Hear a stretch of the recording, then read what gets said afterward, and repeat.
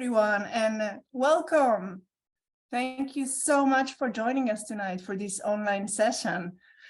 In this panel, we'll be exploring international careers with 4 successful alumni living all around the world.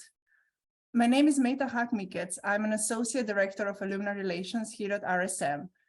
And tonight's session marks the 3rd online event of the RSM Alumni Career Days, which is a new initiative from our office, RSM Alumni Relations, and it's designed to provide career support, networking, kind of growing opportunities for our alumni as well as some students. If you are based in the Netherlands, we have a campus session on Friday. So yeah, if you're around, you can still join us. There are a few tickets left. Okay, before we get officially started, I need to inform you this session is being recorded, and we will share the recording later on if you'd be interested to kind of touch back on some points. If you have some questions during the session, we'll be using the Q&A functionality of Zoom. So if you have a moment, please just check around to see where is that functionality. You can kind of upvote questions. It's kind of cool. We'll have the chat open, but not for questions. So please, all the questions should go to the Q&A. And now to our topic and the panelists today. As you know, I've been around RSM already for a while, and what I'm really always amazed is our international alumni and international network. Many of you lived in countries before you even started your study, or you kind of went to explore your careers after your studies all around the world. But of course, there is much knowledge and experience that can be shared, and maybe a lot of you in the audience will have questions on how to make the best of your international experience. And that's why I'm really happy to have here 4 alumni with impressive international tracks, and we'll be able to discuss all the fun and the challenges that you have when kind of kickstarting your international career. Our guests have collectively worked in 10 different countries, and yeah, they are a treasure of experience and things that can share with us. And I will let them to do their own introduction, but just to kind of name them. And I'm really, really happy to have them here today. We have Kartik calling in from Canada. We have Marcus calling in from Switzerland. We have Adriana calling in from Dubai. And we have Pedram calling in from Berlin, Germany. So can I ask now our guests today for everyone to just make a short introduction about their international career journey. And well, if you have an anecdote or a funny story about your multicultural experience, please do share it with us as well.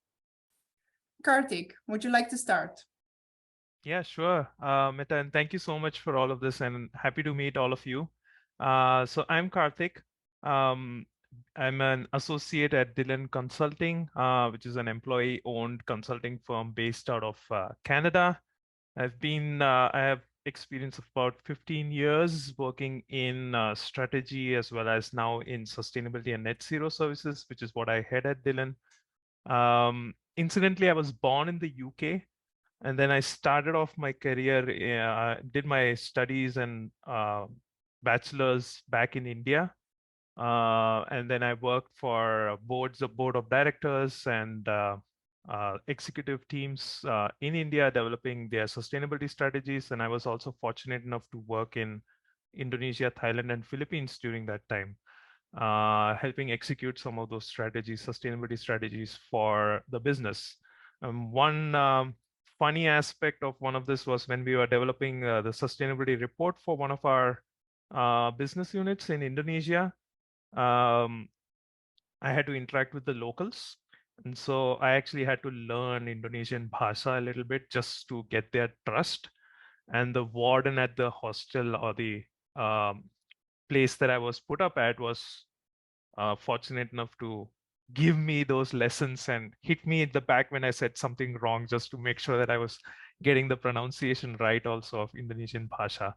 And that helped me in actually getting that trust of some of the locals and getting the right information that would help develop our sustainability reports.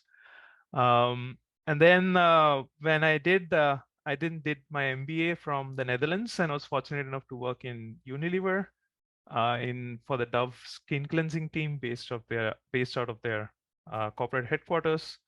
And I shifted to Canada because my family was out here, and but I wanted to stick to sustainability and developing sustainability strategies for organizations, and so I was fortunate enough to get this role in Dillon Consulting, where I'm now heading the sustainability and net zero services for the organization.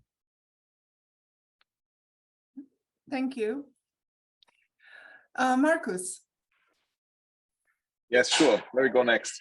So I'm Markus Lohenstetter. I'm born in Germany, 1984, if I remember correct. I was working in Germany for 7 years for IBM in a sort of an EMEA role, going a little bit up and down to India and back. After that, RSM, now pretty much 10 years ago. So I have reunion end of this year. Looking forward to see you, Meta. And after that, I went to to a sourcing startup actually in London. This was a consulting startup founded by a couple of RSM alumni as well. And many of us actually joined. It took, I think, a year and a half until we went bust. And then I changed to my current company, which is Gartner, which you might know for their research services, mostly in IT technology. And that was the role that's based in Switzerland. So I'm doing that now for almost 9 years, 8.5, something like this. In the beginning as a consultant, and then I switched later on into a partner role. Now I'm senior managing partner there. It's good fun. It's changing. And I guess what's also worth noting is that, also for almost 10 years, I'm married to a former classmate of myself, Ying Chen, if any of you know her. And she moved with me to Switzerland, and also has sort of that travel crisscross across Europe. And it's actually an interesting journey. And I think it's funny always when I tell the story, because when you tell it in retrospect, it sounds like a very streamlined journey. If you have it ahead of you, of course, it's a complete mess. Not sure if that's the case for everyone, but of course, many of those choices were pure chance, left and right, and absolutely unplanned. But yeah, I guess that's, if you leave the options wide enough, it's one way to go. So I will share a little bit more on that later. Nice to see all of you. Thank you, Markus. Adriana. Thank you, everyone. And my name is Adriana Górska, and I work with Amazon Web Services in the United Arab Emirates, specifically in the healthcare sector. My focus right now is helping healthcare organizations in the region to utilize AWS advanced cloud-based technologies, solutions, how to optimize their operations, improve patient care, and ensure data security. So working with the healthcare sector is really, I think, close to everyone. So that's why I feel very privileged to be here and driving the change in UAE. My international journey started quite some time ago already, and I, with my background in consulting, I started in Poland, Capgemini. Then I moved to Capgemini, Netherlands. I worked there for years in both public and private sector. In technology, and then I did my MBA in 2020, right when the COVID hit. So I'm pretty much used to the online setup right now. After the MBA, I started working for Amazon in Luxembourg, for Amazon Transportation, where I drove sustainability operations and electric fleet for Amazon. So I was the person who put the very first electric vehicles on European roads. And then about 8 months ago, I moved to AWS into Dubai. And I lived in general in 8 different countries, studied in 3. And I can tell you from that experience that the world is not as big as we might think. It's actually smaller. We always tend to meet somewhere people that we might never think that can happen. And one of the funny stories, when I was studying in US, one of my professors was actually living in it was actually from my hometown and I come from Poland, from a small town in Northeast. And so he lived 2 blocks away from where my parents' house was. So, and those kind of situations happened to me a lot in my journey, where I met people either from my previous work experience or from school. Even now here, I met quite some people from Capgemini, as the Capgemini office has opened up here in the Middle East. So what I want to say is really, the world is really not that big. Even we have 8 billion people in the world, we'll always find someone close enough. And if you're thinking of moving around, don't be afraid. You will always find someone here. Like we have the RSM Alumni chapter here in Dubai as well. So it's good to meet fellow students here as well. Good, thank you. Pedram. Hello, everyone. Nice to meet you. Yeah, maybe a few words about myself. So I'm currently the CEO Europe of Delivery Hero. For the folks that don't know Delivery Hero, it's one of the largest food delivery platforms in the world. We're operating in 70 countries. And yeah, some of the brands are Glovo, it's operating in Europe, or Foodora, another brand that we own here in Europe. Food Panda in Asia, Talabat in the Middle East. So we're a multi-brand company that's operating globally. I've been with the company for more than 4 years now, and maybe I can tell you a little bit about my journey. I did IBA at RSM, finished at 2013, and then went straight into technology. I was with IBM in the Netherlands for a bit, and then joined also Amazon in Luxembourg. Was there for a bit more than 3 years. Moved to the Middle East, to Iran, where I started a food delivery company for 2 years, exited that, and then was one of the first employees of Uber Eats, helped to build it in the Middle East, was there for more than 3 years. Joined then Delivery Hero in Asia, where I was the COO for our APAC business. And since the beginning of this year, I'm now in Berlin, heading our Europe business across the continent. And yeah, we were asked to share an anecdote. And I think I was thinking a lot which ones to share. But there was one moment when I was at Amazon, actually in Luxembourg, when I met the CFO of Amazon. He was there for a conference, and I had asked him back then, it was much earlier in my career also, I asked him, why are you the CFO? It was at a conference, because there were folks that were much more senior, many more years of experience. I saw that he was rising the ranks, and he had a very multicultural, multi-country journey at Amazon, and also previous to that. And yeah, the one interesting thing he said is, whenever there was an opportunity, no matter how difficult it looked, no matter where it was, he always said, yes, I'll take it. So he was always jumping in for this new opportunity, getting out of his comfort zone. So he said, for instance, there was once a challenge in India on the finance side, and it looked like a very hot challenge. And many people said, no, sorry, I'm staying in the US, I have my family. So he always said yes and went for this new challenge. And in the end, when all the seniors, I think, got together to decide who will be the CFO, everyone had something positive to say about him, because he was always there when others didn't go that far. And it became an easy choice to pick him. And that was a bit the guiding mantra also for me, and previously up until now, whenever I saw a big challenge or an opportunity, and sometimes others have said, hey, this doesn't make sense, or this is super risky, I listened to my gut feeling and went with that opportunity or the challenge. And that has a bit guided me throughout the world to live in also nine countries now, I believe. And yeah, I think we also met in Dubai, met us some years ago when I was at Uber back then still. So yeah, and I'm coming somehow back to Germany and now Berlin after many, many years outside of Germany. And yeah, I hope that answers some of the introduction questions for you, Mette. Thank you so much, Pedram. It actually kind of connects with the next question I wanted to ask. Yeah, how do you do that? How do you go around moving countries? And yeah, especially your career, Pedram, has been really, you've been in many countries in quite a short time span. Was this intentional? Were you planning to be in these specific locations, or you did like that story that you said that you just grabbed an opportunity? How did it work? Do you want me to go first? Or? Mm-hmm. Yeah.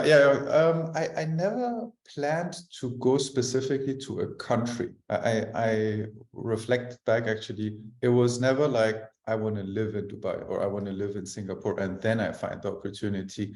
And whenever I was doing it, sometimes like throughout the career, it never worked. Like I realized that geography comes second, the opportunity comes first. In many of the countries where I work, like let's say in the UAE with Dubai, where I was for 3 years or so, in Singapore, in Luxembourg, I was actually never at those countries before. The opportunity was what brought me to the country for the first time.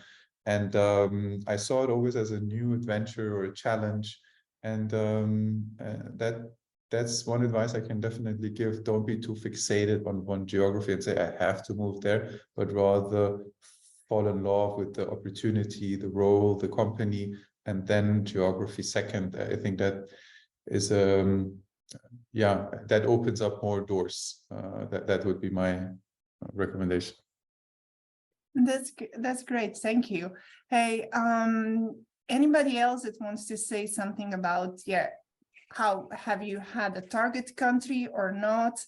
Have you had different experience than what has just been described?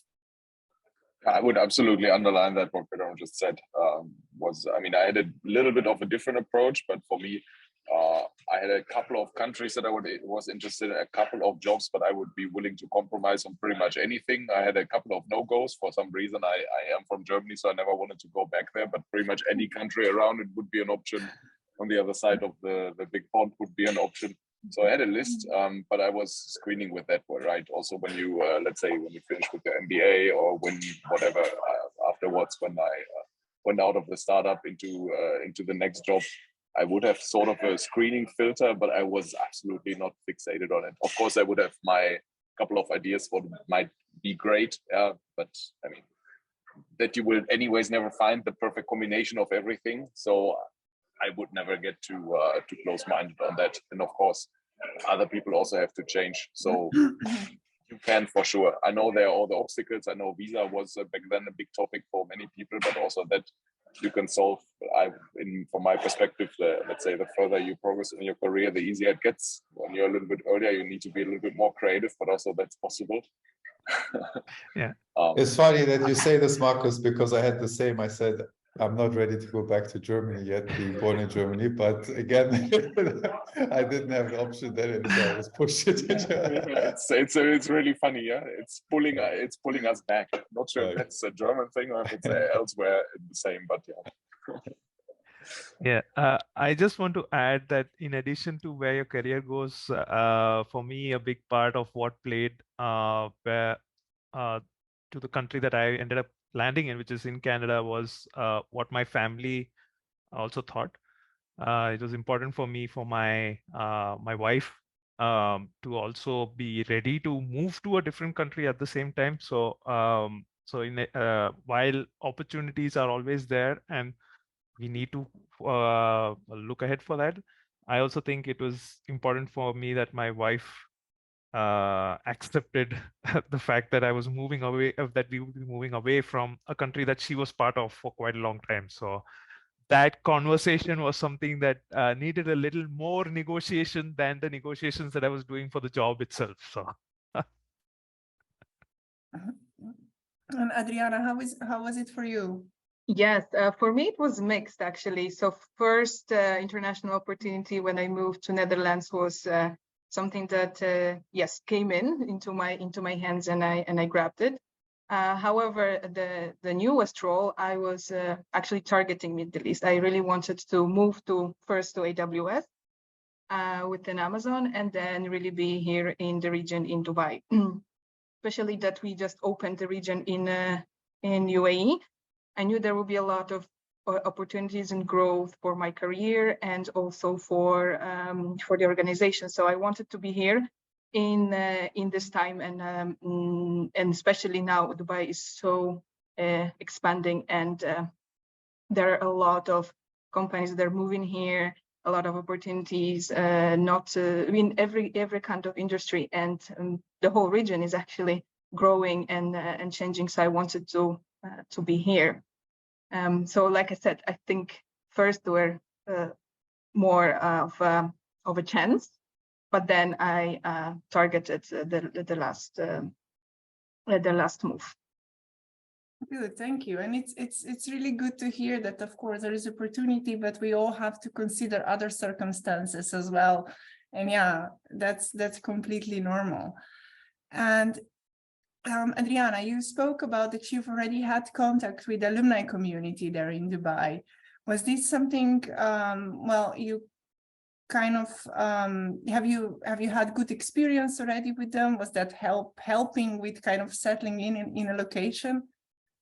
Yeah, so I reached out first to the alumni relations to get connected to the chapter in Dubai when I knew I'll be moving. So then I reached out to some people here, and I asked some practical questions about how do you move, what do you do, how everything is here, what should I do first, and so on. So I got quite a lot of practical advice from people here. And actually recently, well, a week ago, we had a meeting here with the chapter. So it was also a good idea to get connect, exchange experiences, and also have some more friends, right? When I just moved here about 8 months ago. So that's also very good to know that we have such a vibrant community and open and everywhere in the world, right?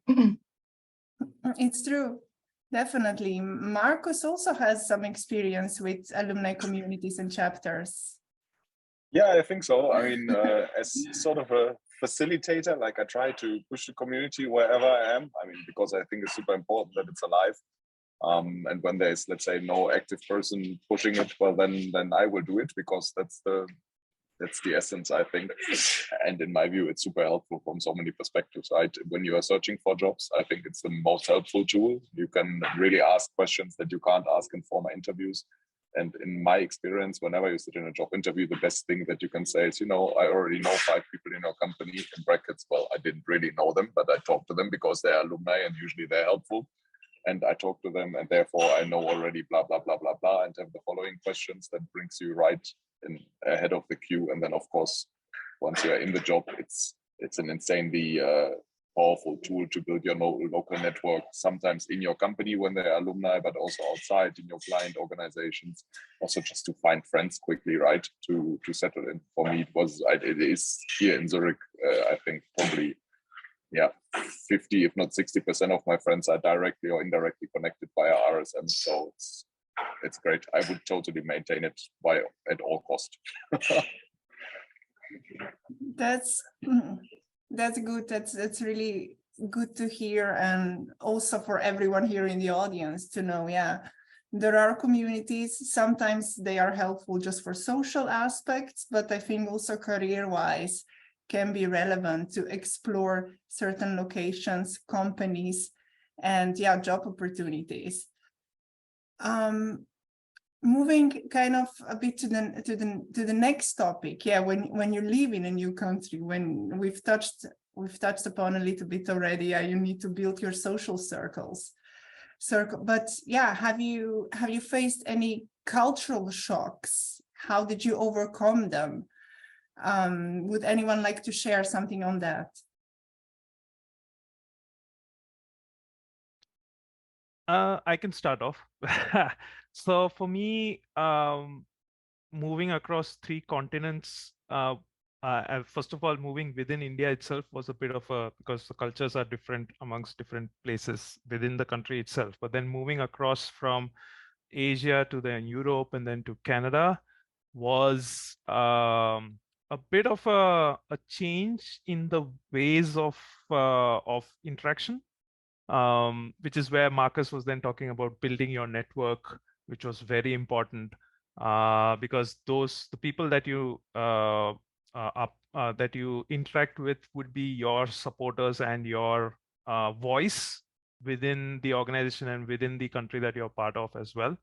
But culturally, I would say it took me about, say, a month or so just to get used to the climate and get used to the fact that even though in the Netherlands we're talking about weather, they talk about the weather in Canada a lot more. There's just so many more, what do you say, kinds of snow, more snow, less snow. There's a lot of those kind of things also that get added into the picture. But trying to so the difference between knowing sports such as baseball, American football, versus knowing what we call soccer, but what you call football. And that's another topic that we can have a long discussion on. But knowing the local culture around here is something that I had to actually read through quite a lot, just so that I could have those engaging conversations with people that I was interacting with. So that was a little bit of a change that I had to make while shifting across across continents. Yeah, Pedram, how was your experience? Because you've changed continents. Yeah, I wouldn't say culture shock per se, because you know, at the IBM we also have this 1 year abroad, where I was in Korea actually, and then before that always traveled a bit. So, and you know, I'm German Iranian, so I've seen the East, the West. So I would say it's not how different the culture is to get shocked, but always when I travel to a new country, which becomes my home, there is some time to adapt. First of all, there is a new environment, and you know, partly you need to find new friends and a new network. And funnily enough, the biggest shock I had is just recently when I moved back to Germany, which is actually home, but because I lived so many years abroad in Dubai and Singapore, even just in Luxembourg, Netherlands, which is more international. But when I moved back to Germany, I had quite some shock culture adaptation time. If you go to a restaurant, they don't accept credit card most of the time. You need to pay in cash and stuff. So there's many elements that shock me. So what I would say here is that the beginning, it doesn't matter where you travel. It doesn't have to be Oriental or non-Oriental, but just the beginning time needs a little bit of adaptation, which can be sometimes a bit difficult, but it always passes based on my experience. And of course, the RSM Alumni helped a lot. First of all, I started to interact with it in Dubai through the event that you had organized as well. And ever since, I'm more engaging whenever I travel and try to engage with the RSM Alumni. It helps a lot, definitely. Thank you. One of the questions from the audience that you've kind of, some of you already touched upon a little bit, is how, if it has been difficult to make home away from home. And yes, some of you spoke about kind of finding community of RSM alumni, which absolutely helps. Is there anything else that one of you would like to add in making a home away from home? I might add to you go first, Adrian. Oh, yes, thanks, Marcus. So I would say also, if you're feeling homesick, what is good idea to find your local people from your own country in that foreign country, and that could be if you sign up for some associations, if you look into some clubs, just look for the people that that are from your own country, if you want to do that as well. That helped. And also what's helping me if I'm trying to get some of the Polish food here as well, trying to look. So that's helping more to get, to make it home in a foreign country, and definitely having your family or friends visiting you.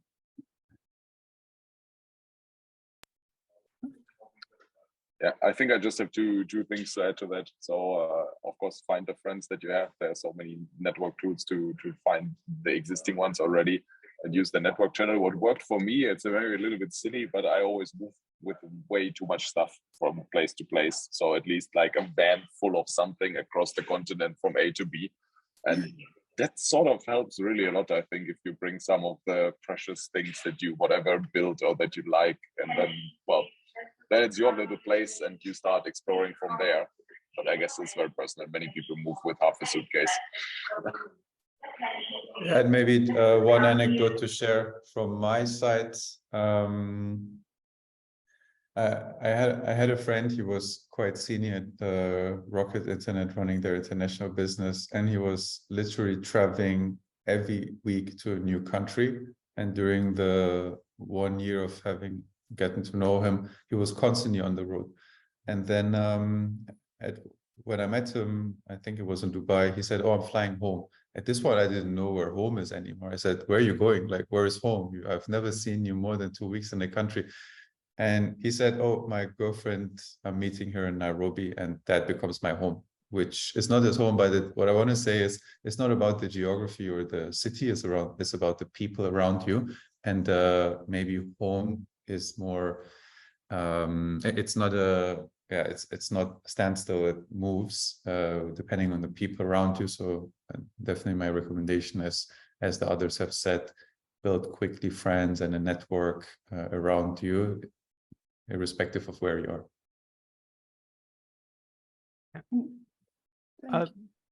Just to add to that, great points. I think I agree with everything that all of you have said now.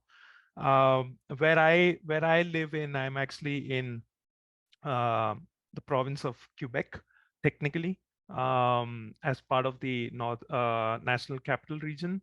And one of the things that I've had to do is actually, in order to just gain the trust of some of the people over here and to build that community as well, is not just look at people that I can that have my interests in place, but also try and learn French so that I can speak with some of the other locals and then at least start off those conversations that can then build that trust.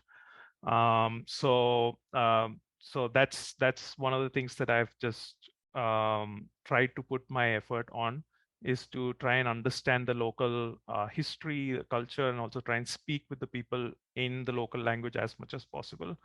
And that has helped me in building some good friends over here. Yeah. Thank you, Kartik. That's actually a really good point that I actually wanted to ask the rest of you. How big of a role has the language played in your international moves and career journeys? Anybody would like to say something? I think in my first role, it was actually that I spoke Polish and I was native Polish speaker that I was headhunted for. Mm-hmm. But for the rest, it's just English. I don't had to learn the local language. Even if I lived in Luxembourg, even if I lived in Netherlands, of course it does help. Of course it's making it easier. And I do speak Dutch. I learned Dutch. And I learned French, but now here, even though it's Dubai, it's UAE, Arabic is the language, but it's such a melting pot of different nationalities that English is the only language that you need to know. Even if you know Arabic, you might not get help somewhere, as not everyone speaks it. It's mostly locals, and also work-wise, I think. English it's the only one that helped me, and I really didn't have to learn the local language, just more for helping with the relationships with the core workers or the manager, but for the career wise it's just English. Yeah, I can imagine it depends a little bit on the location. How is it in Switzerland, Marcus? Yeah, I have a little bit of a different view to that, but it might be because I'm in the consulting industry. So, I mean, we also, when we hire and when we recruit, I would say language is the number one reason why I have to turn down sort of referrals also from RSM that sort of join. And it's, I mean, I will just share my view on how the industry works, right? Consulting, you consult clients. So it's important to build intimacy with clients very fast. So yes, language helps, but especially the cultural component helps. If you lived in Germany and you speak German, you will connect with German clients very easy. And let's say being in a world where we do 98% of all our meetings online, it's important to connect very fast. So even if you would speak the language on paper, it doesn't guarantee that you connect. If you don't even speak the language, it makes it even harder. So I think in a world that's more and more online, yes, we all do our business in English, but I think so language and cultural background is sort of a really unique asset if you have it or if you can build it up. It's a big plus point. And frankly speaking, from a shoring or sourcing perspective, why would you hire anyone in a high wage country like, for example, the Netherlands or Germany or Switzerland if they don't even have, let's say, the benefit of the local customs or local language? I mean, I try to challenge you, obviously, there are good reasons to do that, right? But I think it is something that you cannot underestimate, but yeah, it's also a plus, right? I mean, in many companies, the game is especially is exactly the opposite. You are searching for talent everywhere. You can't even afford to look at unimportant things like language. So if you find a highly qualified person or even medium qualified person that speaks English, that's perfectly fine. But I guess it really depends a little bit on what you're looking for. Definitely agree. I'm not saying that it's not important to speak other languages, right? It is definitely a plus, and it's not just okay, English is enough. The building relationships is very important. That's what I've also learned. I had background in consulting too. So yes, I think yes, that it really depends on where you are, which industry, and which country you are sitting, and maybe for what you're looking for. If you are in a very niche industry, in a very niche place as well, then definitely knowing the local language does help. Yeah. Pedram, do you also have some recommendations on languages or first-hand experience? I never looked at it, honestly. Like English was always fine wherever I lived. So yeah, I'm not sure if I was just lucky or not, but English was usually fine in all the parts and the chapters I worked.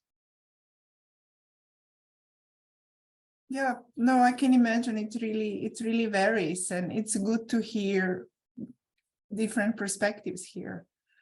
I have another good question from the audience, and that's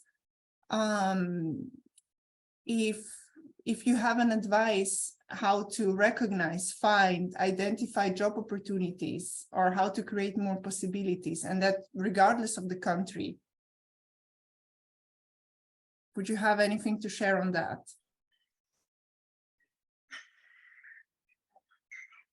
Marcus. What he shares, then I share. Okay, yeah, I have a view on this. It depends on the urgency, right? If you come out of business school, for example, or you're in changing jobs, you can't really wait for opportunities. You can't build them. In my mind, you just have to play a numbers game and go as broad as you can with what you're okay with and see where you sort of get lucky with a good opportunity. So it's sort of a big effort, but usually afterwards, it's more a slow change, right? So for me, it's then about preparing the stage for opportunity. I'm personally interested to, at some point, move to Singapore. So frankly speaking, whatever senior management in clients or leadership in my company I meet, I just dropped that in the conversation. I said, I'm happy with what I'm doing, but I wouldn't mind just for you to keep in mind. And you never know, right? I mean, people remember at some point, and then the opportunity might open up, and then you can make the move.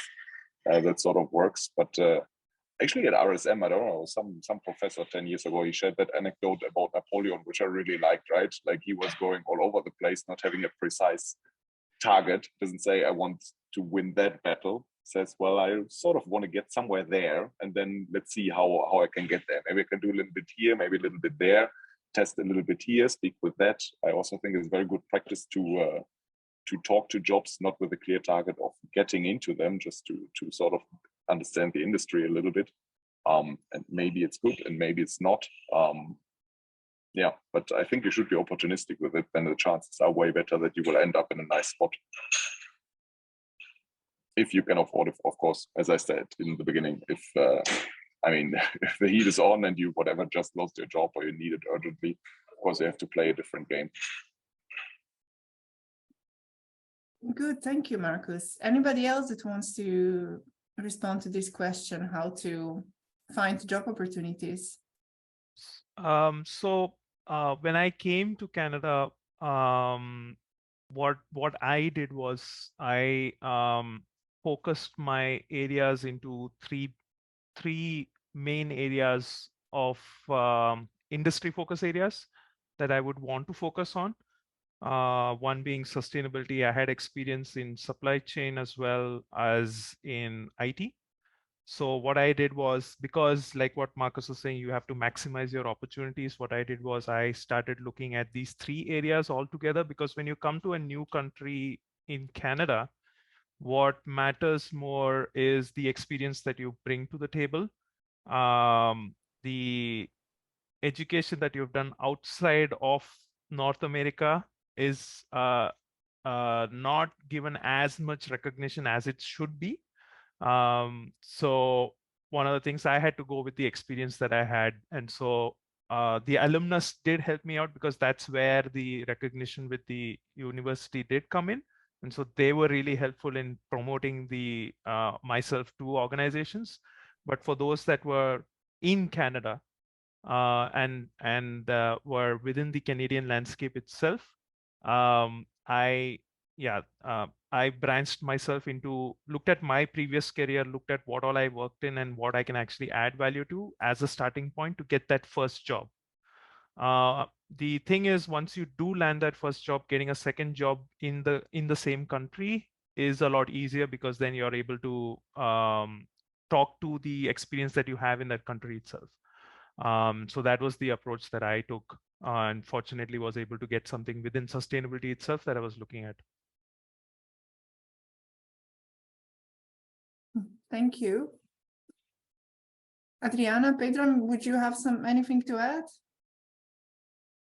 Yes, I'd like to add, I always like to say, there's this quote, I don't remember who said that the success is where opportunity meets preparation. So really the preparation is a key factor here. And what I mean by preparation is really do your research, is really set up your goals and work backwards from it. And Pedro might laugh at me because that we're working backwards a lot in Amazon. So you have your goal and you, work backwards from where you are at now and plan it, right? And then opportunities might come. And when you are well prepared, you are already halfway there. I love this quote. It makes a lot of sense. I love it too. And it does really help. It does. Good. And maybe one thing to add from my side. I would say opportunities or connections, they don't come always at the same speed. It might be for some time it's like quite difficult, and then at some point a lot of come at the same time in waves. So I don't think they're coming on the fly. But one thing that always helps is, as you mentioned also, Kartik, to like narrow down a little bit your interest or your industry. For me, it was technology from the very beginning, and then try to meet people and connect with them on that specific interest. Like Marcus mentioned, he wants to move to Singapore, so making a connection based on that, and then maintaining that relationship, and then further then later checking if that works to utilize for a move. So I think there are some good advices, because ultimately these opportunities open up through the connections and the interest that you have. So if you're interested in football, for instance, and you know the partner of that company is also very interested in that specific club, I would, nurture that relationship and then use it later. I think that's just smart networking. Great. Another question from the audience that kind of refers to this one is if you have a target country, how do you find opportunities to relocate if there are no jobs being advertised in your desired profession? Are there any other ways? And I thought maybe some of you would like to share if there are some specific channels, other ways that are sometimes also location specific to look for a job. Would anybody like to share anything on that? I can start. That's fine. One of the things that I did was, I might look very simple, but what I did was I just searched for sustainability on LinkedIn, and with the location of Toronto, where I was at that point in time, started finding people that were there and just started adding them on LinkedIn and seeing if I could have a coffee chat or things of that sort with them. So that was the first thing that I did. One of the other things that through some of the conversations that I did have with some of those who were willing to speak with me, was that there were a lot of volunteering groups, networking groups specific to the area of focus. So in my case, for sustainability, we had certain networking groups that were out there where I could actually volunteer some time. And that gave me the opportunity to then speak with like-minded people as well in this location. So for instance, the organization that I volunteered in was Connecting Environmental Professionals, the Toronto chapter. So I joined a couple of volunteering sessions over there, got to meet with people. That then expanded my network over there. And I then continued that volunteering opportunity when I came to Ottawa-Gatineau, and continued that. So yeah, just LinkedIn, mass adding people. So out of 100 people, at least 20 people might add you, and then you might have a conversation with 5. That helps quite a lot. Plus volunteering opportunities that you get is something that you can leverage for getting those networks through. And then when a job opportunity comes, they will then come to you asking whether you would be ready to join them. So yeah.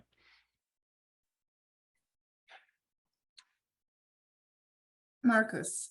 Yeah, I have I think we said it indirectly a couple of times, but I also liked another concept of when you change, right? Be careful what you change. We always have this, let's say those 3 steps, right? Change your country, or change your job, or change your salary, and be specific about what you want to reach. So we are now talking about changing countries. So of course, it's let's say a much easier step if you don't plan to change all the other things at the same time. I like all the aspects that were mentioned about relocation. I think there's one more, let's say, trick that I have seen many people using that wanted to relocate.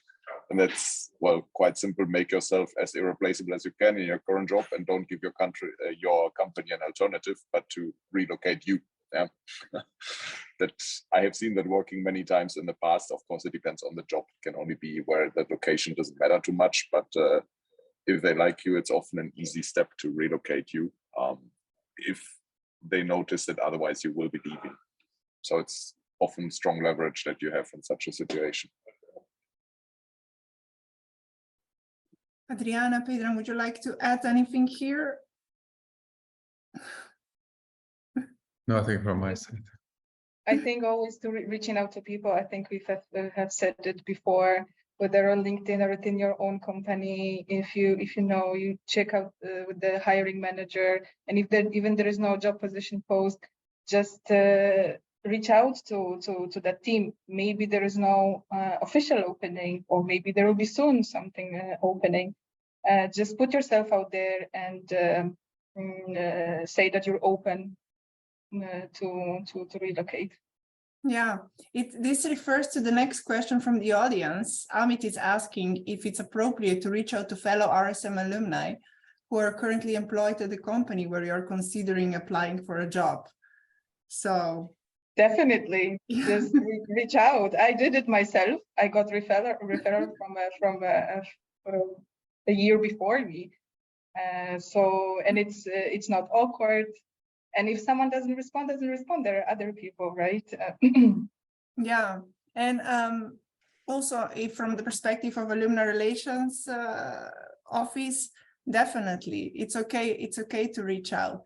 And what Kartik was mentioning also, you might need to reach out to a lot of people. Not everybody will respond. And also what's good to know, of course, you can't go out to reaching out to people expecting they will give you a job.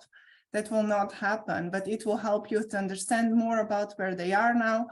And it will help you to make a good strategy on how to go to this company, and they'll give you other insights that might be useful.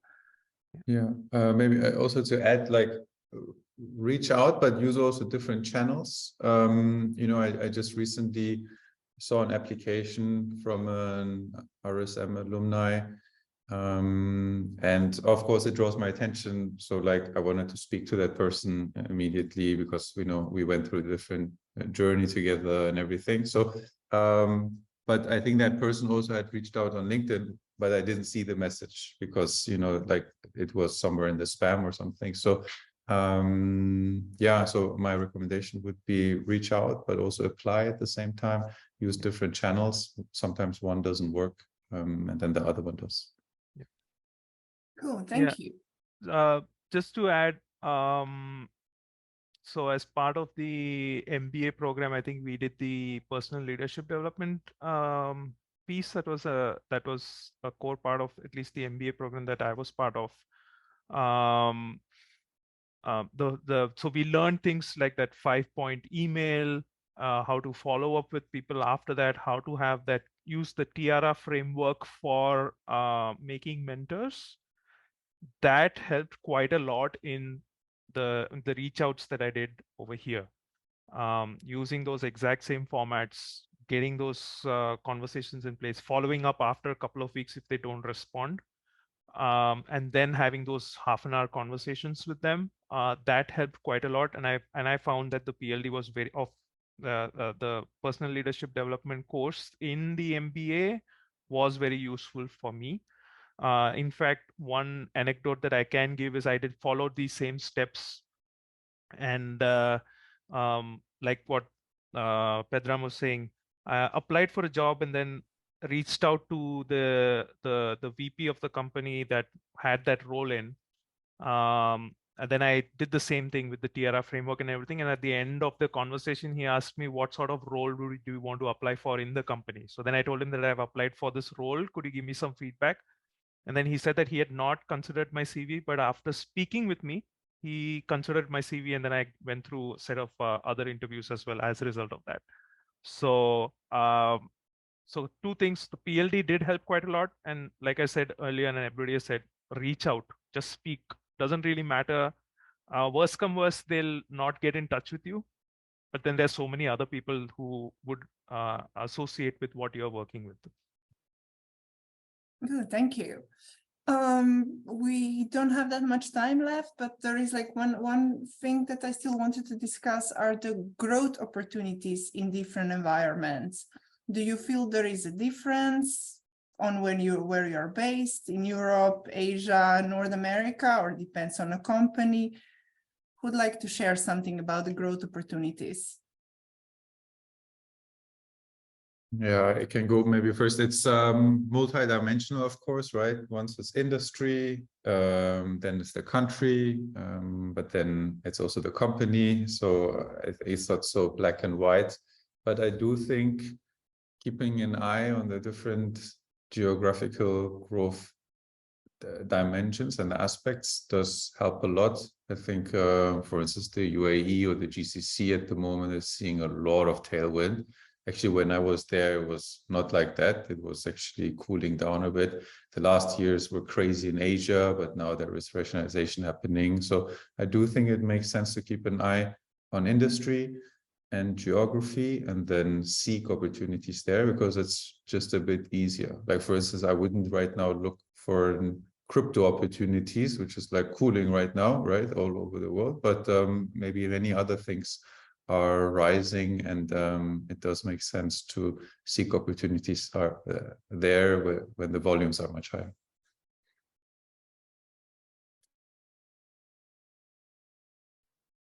I fully agree. Only dimension I would add individual company performance goes somehow implicit, right? But yes, if the industry grows and your company grows, that's the best environment you can be in. And it's terribly depressing in my view to be in a shrinking environment. It's just not fun, lack of opportunities, and I would try to avoid that at all cost.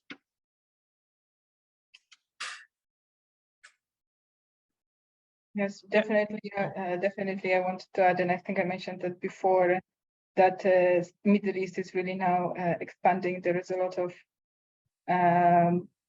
different things that are happening here. A lot of funding from the government and also from the private sector.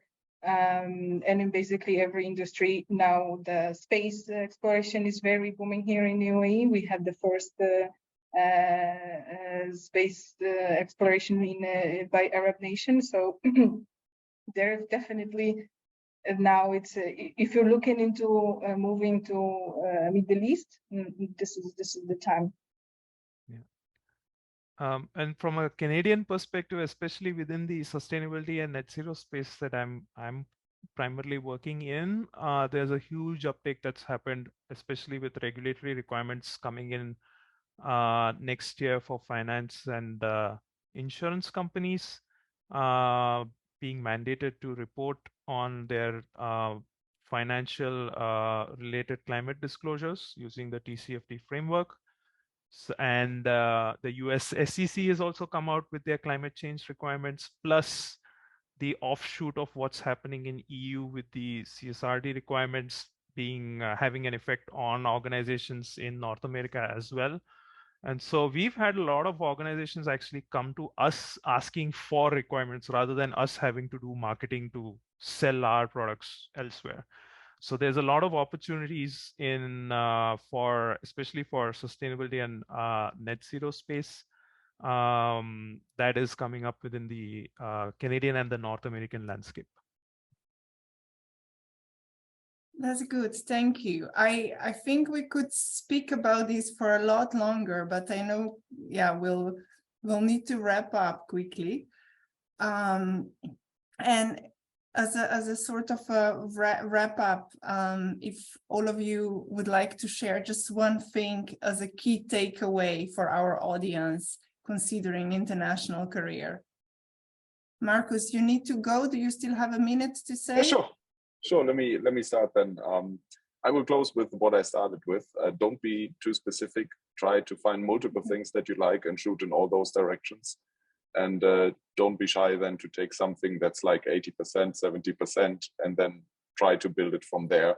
It's really a journey. And I was, even when I took something where I was like 90% sure, I don't think that will be a job for long. You will find very interesting things along the journey. So see it really more as a journey as like the final target for anything. Thank you. Pedram. Marcus, you took my opening. I was trying to say the same. So I finished with what I also started with. Please remember the anecdote I shared from the Amazon CFO, who is still the Amazon CFO. No matter how big the challenges, the opportunities, if others even have said no, if your gut feeling says yes, don't be afraid, don't be scared, go for it. Many of these choices are revolving doors. You can still change if it's not the right thing. So just go for any opportunity if you have a good feeling about it, no matter how exotic and challenging it looks. Thank you. Thank you, Pedram. Good luck. Thank you. Thank you. Bye-bye. So, Karthik. Yeah, no, I think Marcus put it perfectly in terms of progress over perfection. Yeah, especially when you're entering and there's a huge sort of immigration push in Canada over the past few years. And so the best way for you to actually make yourself known in your community is to just in the network is to just reach out to as many people as you can. And then see what fits and then what fits with what you have done before as well, and take that as a starting point to then develop your career going ahead. So I would just say just reach out and then start speaking about yourself to others. Yeah. Thank you. Adriana. Yes, so I think, again, I'd like to repeat that success is where the opportunity meets the preparation. Is really how you prepare yourself for the journey and make it work for yourself. And also don't be afraid of rejections. You will probably not, you might be rejected many times. Don't get it personally. Just keep going. If you're persistent, that will definitely work. And yes, so if you are rejected, think of from the other person's perspective that maybe there is some personal thing going on. Maybe they're traveling. If they don't respond to you, or if they respond later, so don't be afraid again, and just be open. Thank you. Thank you so much to our amazing panelists tonight. I think we had a really nice variety of perspectives, and I hope you in the audience found it really useful, and that it will help you with planning your future career. I'm really grateful to be able to work with such alumni who take an hour or more time on such a sunny day here in the Netherlands, or sunny day in Dubai, sunny day in Canada as well, to be here with us and share their experience. We really appreciate it. If anyone else is interested in how to stay engaged with RSM, do let us know directly. We'll send you an email after the event, and you can always get in touch with us to kind of discuss how to be connected and how to inspire future students or current students, or we have so many possibilities. And to finally wrap up, as I mentioned, that was the third session of the online program of Alumni Career Days. If you're interested in how to bring your full self to work, that's a session online tomorrow, the same time, the same link. And then, as I mentioned, on Friday, we'll have an in-person day here in Rotterdam. Thank you again to the panelists. Thank you to the audience for joining us. Thank you for the questions. And have a lovely evening, and I hope to see you around. Bye. Thank you. Bye.